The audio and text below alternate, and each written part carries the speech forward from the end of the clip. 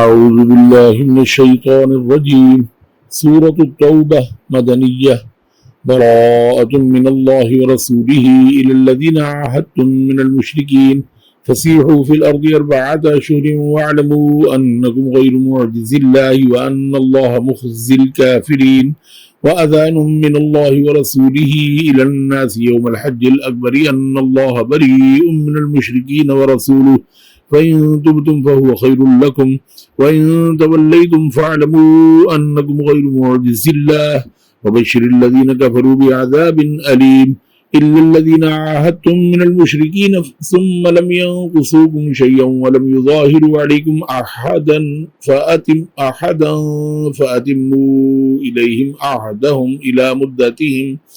إن الله يحب المتقين. فإذا انسلخ الأشهر الحرم فاقتلوا المشركين حيث وجدتموهم وخذوهم واحصروهم وقعدوا لهم كل مرصد فإن تابوا وأقاموا الصلاة وآتوا الزكاة فخلوا سبيلهم إن الله غفور رحيم. وإن أحد من المشركين استجارك فأجره حتى يسمع كلام الله ثم أبلغه مأمنه ذلك بأنهم قوم لا يعلمون. كيف يكون للمشركين عهد عند الله وعند رسوله إلا الذين عاهدتم عند المسجد الحرام فما استقاموا لكم فاستقيموا لهم إن الله يحب المتقين. كيف وإن يظهروا عليكم لا يرقبوا فيكم إلا ولا ذمة يرضونكم بأفواههم وتأبى قلوبهم وأكثرهم فاسقون. اشتروا بآيات الله ثمنا قليلا فصدوا عن سبيله إنهم ساء ما كانوا يعملون. لا يرغبون في مؤمن إلا ولا ذمة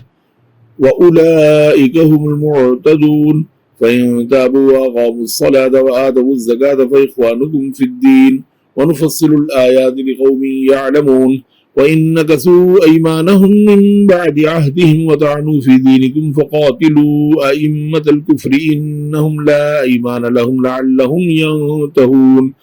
ألا تقاتلون قوما نكثوا أيمانهم وهموا بإخراج الرسول وهم بدؤوكم أول مرة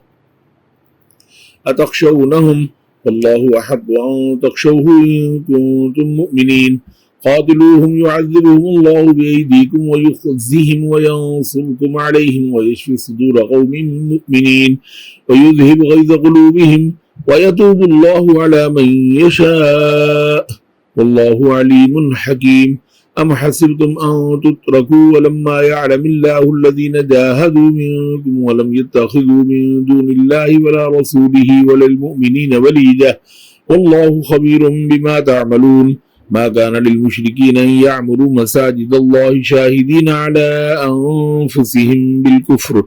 أولئك حبطت أعمالهم وفي النار هم خالدون. إنما يعمر مساجد الله من آمن بالله واليوم الآخر وأقام الصلاة وآتى الزكاة ولم يخش إلا الله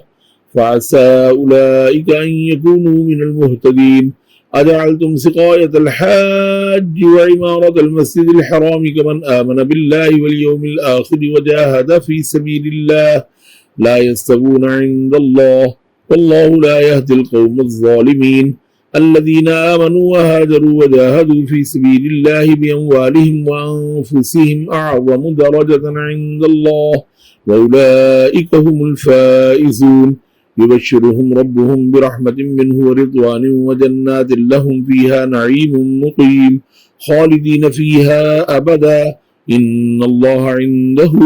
أجر عظيم. يا أيها الذين آمنوا لا تتخذوا آباءكم وإخوانكم أولياء إن استحبوا الكفر على الإيمان ومن يتولهم منكم فأولئك هم الظالمون. قل إن كان آباؤكم وأبناؤكم وإخوانكم وأزواجكم وعشيرتكم وأموال اقترفتموها وتجارة تخشون كسادها ومساكن ترضونها أحب إليكم من الله ورسوله وجهاد في سبيله فتربصوا حتى يأتي الله بأمره والله لا يهدي القوم الفاسقين. لقد نصركم الله في مواطن كثيرة ويوم حنين إذ أعجبتكم كثرتكم فلم تغن عنكم شيئا وضاقت عليكم الأرض بما رحبت ثم وليتم مدبرين ثم أنزل الله سكينته على رسوله وعلى المؤمنين وأنزل جنودا لم تروها وعذب الذين كفروا وذلك جزاء الكافرين ثم يتوب الله من بعد ذلك على من يشاء والله غفور رحيم يا أيها الذين آمنوا إنما المشركون نجس فلا يقربوا المسجد الحرام بعد عامهم هذا وإن خفتم عيلة فسوف يغنيكم الله من فضله إن شاء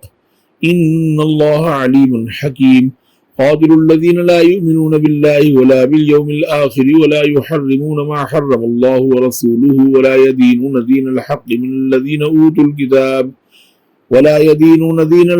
الذين أوتوا الكتاب حتى يعطوا الجزية عن يد وهم صاغرون وقالت اليهود عزير ابن الله وقالت النصارى المسيح ابن الله ذلك قولهم بأفواههم يضاهئون قول الذين كفروا من قبل قاتلهم الله أنى يؤفكون اتخذوا أحبارهم ورهبانهم أربابا من دون الله والمسيح ابن مريم وما أمروا إلا ليعبدوا إلها واحدا لا إله إلا هو سبحانه عما يشركون يريدون أن يطفئوا نور الله بأفواههم ويأبى الله إلا أن يتم نوره ولو كره الكافرون هو الذي أرسل رسوله بالهدى ودين الحق ليظهره على الدين كله ولو كره المشركون يا أيها الذين آمنوا إن كثيرا من الأحبار والرهبان ليأكلون أموال الناس بالباطل ويصدون عن سبيل الله والذين يكنزون الذهب والفضة ولا ينفقونها في سبيل الله فبشرهم بعذاب أليم يوم يحمى عليها في نار جهنم فتكوى بها جباههم وجنوبهم وظهورهم هذا ما كنزتم لأنفسكم فذوقوا ما كنتم تكنزون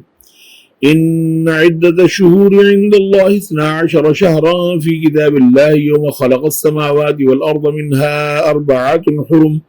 ذلك الدين القيم فلا تظلموا فيهن أنفسكم وقاتلوا المشركين كافة كما يقاتلونكم كافة واعلموا أن الله مع المتقين إنما النسيء الزيادة في الكفر يضل به الذين كفروا يحلونه عاما ويحرمونه عاما ليواطئوا عدة ما حرم الله فيحلوا ما حرم الله إنما النسيء زيادة في الكفر يضل به الذين كفروا يحلونه عاما ويحرمونه عاما ليواتئوا عدة ما حرم الله فيحلوا ما حرم الله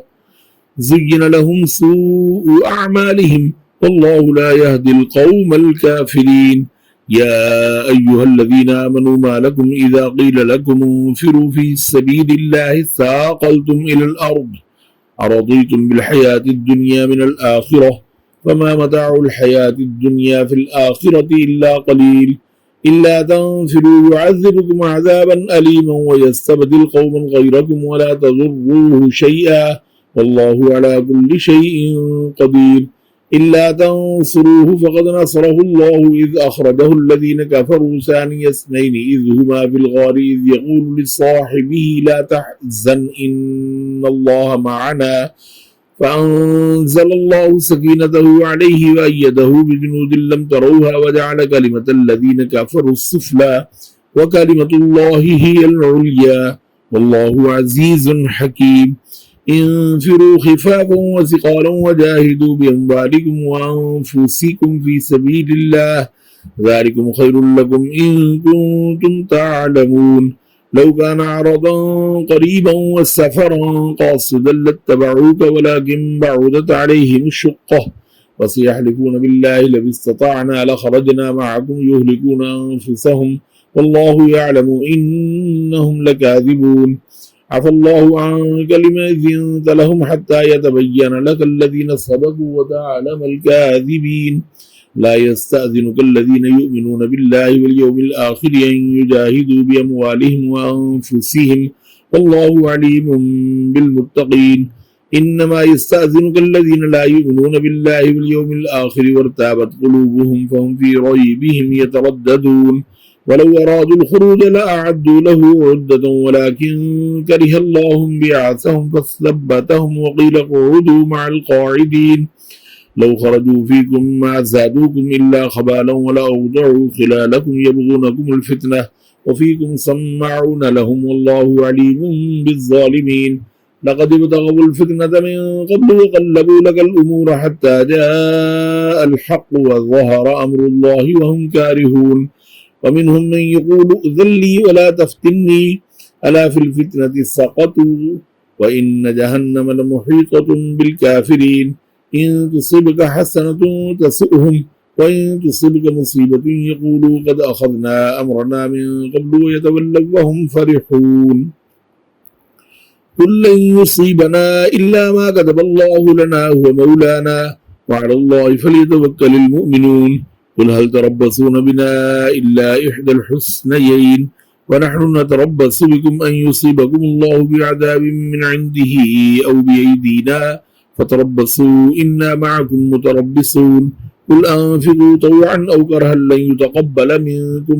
إنكم كنتم قوما فاسقين وما منعهم أن تقبل منهم نفقاتهم إلا أنهم كفروا بالله وبرسوله ولا يأتون الصلاة إلا وهم كسالى ولا ينفقون إلا وهم كارهون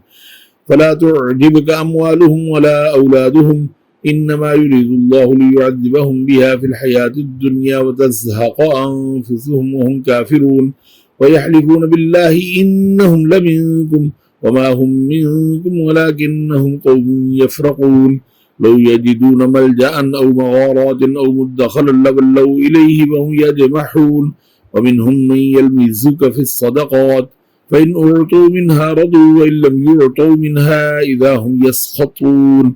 ولو أنهم رضوا ما آتاهم الله ورسوله وقالوا حسبنا الله سيؤتينا الله من فضله ورسوله إنا إلى الله راغبون إنما الصدقات للفقراء والمساكين والعاملين عليها والمؤلفة قلوبهم وفي الرقاب والغارمين وفي سبيل الله وابن السبيل فريضة من الله والله عليم حكيم ومنهم الذين يؤذون النبي ويقولون هو أذن قل أذن خير لكم يؤمن بالله ويؤمن للمؤمنين ورحمة للذين آمنوا منكم والذين يؤذون رسول الله لهم عذاب أليم يحلفون بالله لكم ليرضوكم والله ورسوله أحق أن يرضوه إن كانوا مؤمنين ألم يعلموا أنه من يحادد الله ورسوله فأن له نار جهنم خالدا فيها ذلك الخزي العظيم يحذر المنافقون أن تنزل عليهم سورة تنبئهم بما في قلوبهم قل استهزئوا إن الله مخرج ما تحذرون ولئن سألتهم ليقولن إنما كنا نخوض ونلعب قل أبالله وآياته ورسوله كنتم تستهزئون لا تعتذروا قد كفرتم بعد إيمانكم إن نعفو عن طائفة منكم نعذب طائفة بأنهم كانوا مجرمين المنافقون والمنافقات بعضهم من بعض يأمرون بالمنكر وينهون عن المعروف ويقبضون أيديهم نسوا الله فنسيهم إن المنافقين هم الفاسقون وعد الله المنافقين والمنافقات والكفار نار جهنم خالدين فيها هي حسبهم ولعنهم الله ولهم عذاب مقيم كالذين من قبلكم كانوا أشد منكم قوة وأكثر أموالا وأولادا فاستمتعوا بخلاقهم فاستمتعتم بخلاقكم كما استمتع الذين من قبلكم بخلاقهم وخضتم كالذي خاضوا أولئك حبطت أعمالهم في الدنيا والآخرة أولئك هم الخاسرون ألم يأتهم نبأ الذين من قبلهم قوم نوح وعاد وثمود وقوم إبراهيم وأصحاب مدين والمؤتفكات أتتهم رسلهم بالبينات فما كان الله ليظلمهم ولكن كانوا أنفسهم يظلمون والمؤمنون والمؤمنات بعضهم أولياء بعض يأمرون بالمعروف وينهون عن المنكر ويقيمون الصلاة ويؤتون الزكاة ويطيعون الله ورسوله أولئك سيرحمهم الله إن الله عزيز حكيم وعد الله المؤمنين والمؤمنات جنات تجري من تحتها الأنهار خالدين فيها ومساكن طيبة في جنات عدن ورضوان من الله أكبر ذلك هو الفوز العظيم يا أيها النبي جاهد الكفار والمنافقين واغلظ عليهم ومأواهم جهنم وبئس المصير يحلفون بالله ما قالوا ولقد قالوا كلمة الكفر وكفروا بعد إسلامهم وهموا بما لم ينالوا وما نقموا إلا أن أغناهم الله ورسوله من فضله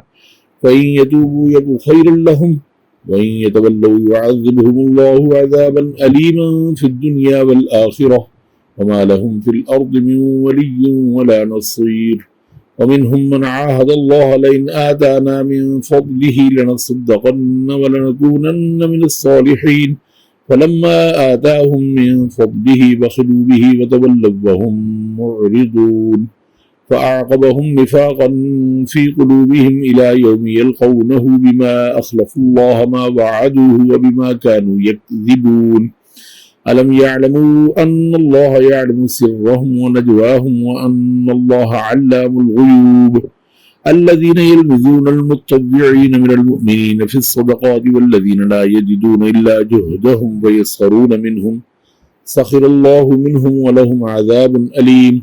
استغفر لهم أو لا تستغفر لهم إن تستغفر لهم 70 مرة فلن يغفر الله لهم ذلك بأنهم كفروا بالله ورسوله والله لا يهدي القوم الفاسقين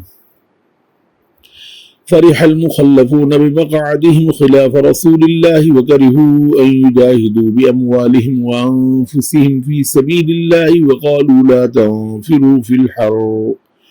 قل نار جهنم أشد حرا لو كانوا يفقهون فليضحكوا قليلا وليبكوا كثيرا جزاء بما كانوا يكسبون فإن رجعك الله إلى طائفة منهم فاستأذنوك للخروج فقل لن تخرجوا معي أبدا ولن تقاتلوا معي عدوا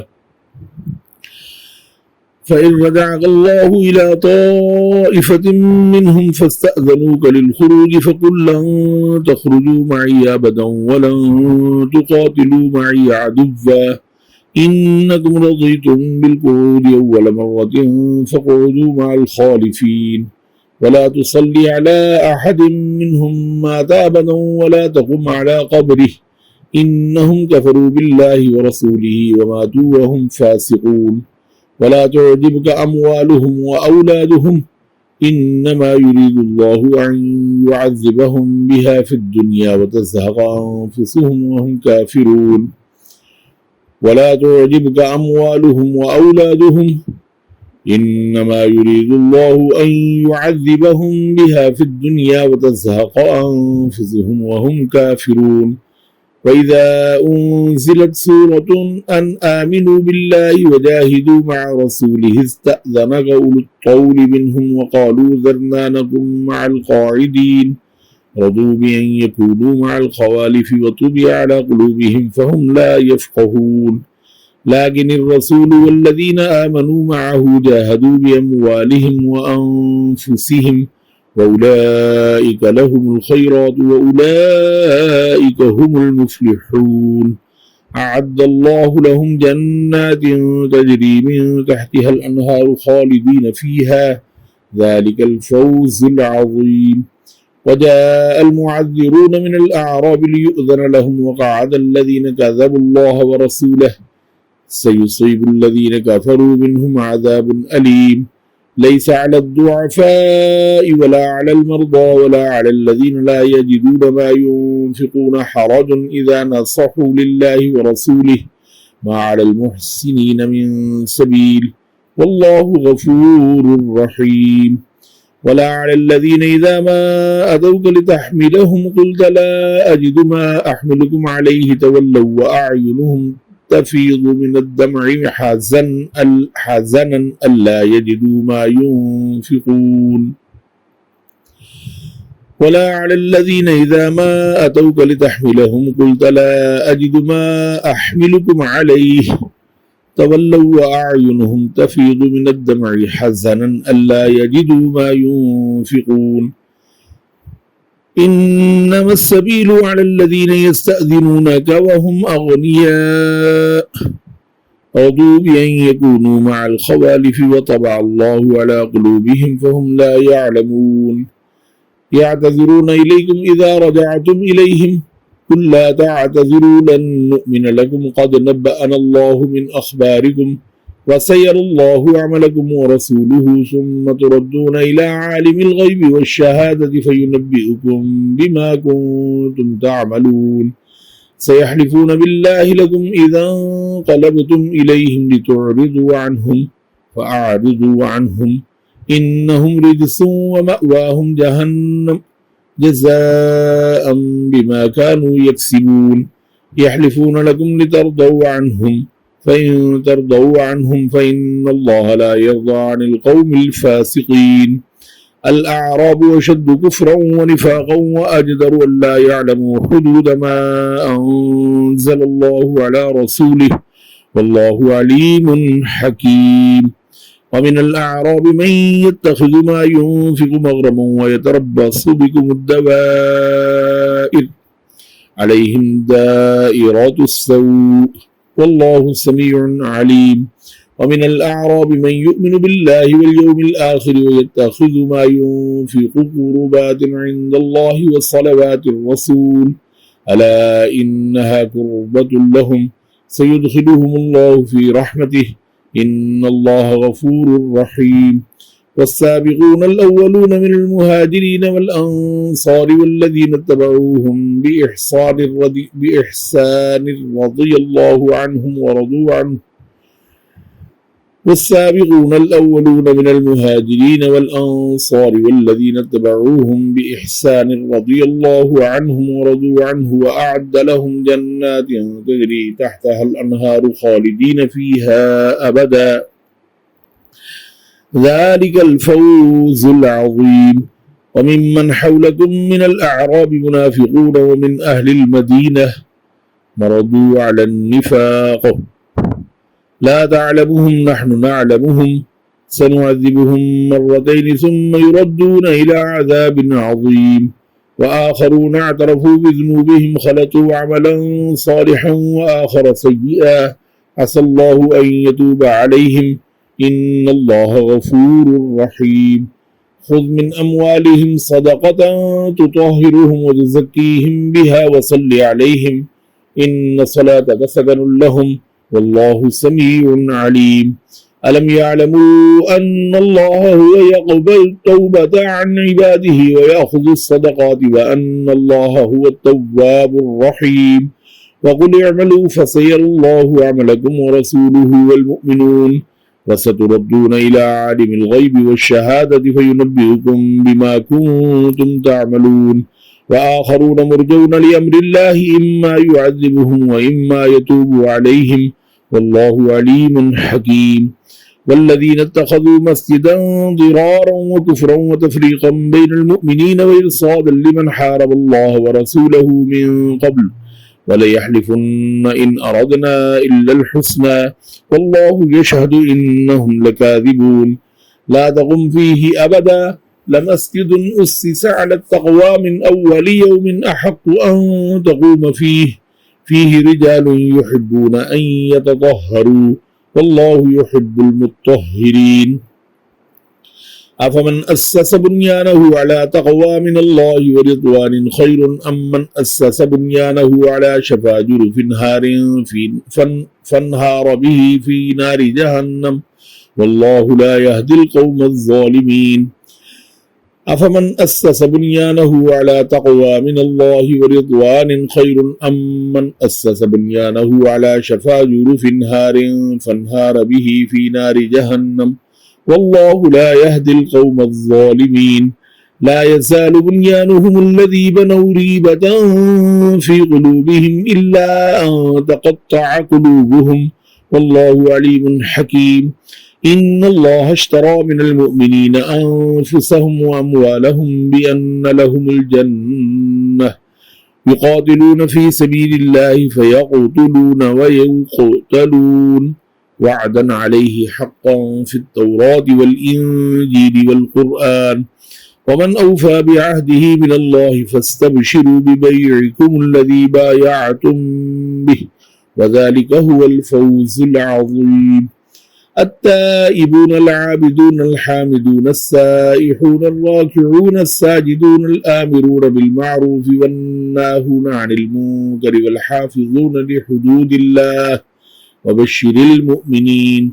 ما كان للنبي والذين آمنوا أن يستغفروا للمشركين ولو كانوا أولي قربى من بعد ما تبين لهم أنهم أصحاب الجحيم وما كان استغفار إبراهيم لأبيه إلا عن موعدة وعدها إياه فلما تبين له أنه عدو لله تبرأ منه إن إبراهيم لأواه حليم وما كان الله ليضل قوما بعد إذ هداهم حتى يبين لهم ما يتقون إن الله بكل شيء عليم إن الله له ملك السماوات والأرض يحيي ويميت وما لكم من دون الله من ولي ولا نصير لقد تاب الله على النبي والمهاجرين والأنصار الذين اتبعوه في ساعة العسرة من بعد ما كاد يزيغ قلوب فريق منهم ثم تاب عليهم إنه بهم رؤوف رحيم وعلى الثلاثة الذين خلفوا حتى إذا ضاقت عليهم الأرض بما رحبت وضاقت عليهم أنفسهم وظنوا أن لا ملجأ من الله إلا إليه ثم تاب عليهم ليتوبوا إن الله هو التواب الرحيم يا أيها الذين آمنوا اتقوا الله وكونوا مع الصادقين ما كان لأهل المدينة ومن حولهم من الأعراب أن يتخلفوا عن رسول الله ولا يرغبوا بأنفسهم عن نفسه ذلك بأنهم لا يصيبهم ظمأ ولا نصب ولا مخمصة في سبيل الله ولا يطؤون موطئا يغيظ الكفار ولا ينالون من عدو نيلا إلا كتب لهم به عمل صالح إن الله لا يضيع أجر المحسنين ولا ينفقون نفقة صغيرة ولا كبيرة ولا يقطعون واديا إلا كتب لهم ليجزيهم الله أحسن ما كانوا يعملون وما كان المؤمنون لينفروا كافة فلولا نفر من كل فرقة منهم طائفة ليتفقهوا في الدين ولينذروا قومهم إذا رجعوا إليهم لعلهم يحذرون يا أيها الذين آمنوا قاتلوا الذين يلونكم من الكفار وليجدوا فيكم غلظة واعلموا أن الله مع المتقين وإذا ما أنزلت سورة فمنهم من يقول أيكم زادته هذه إيمانا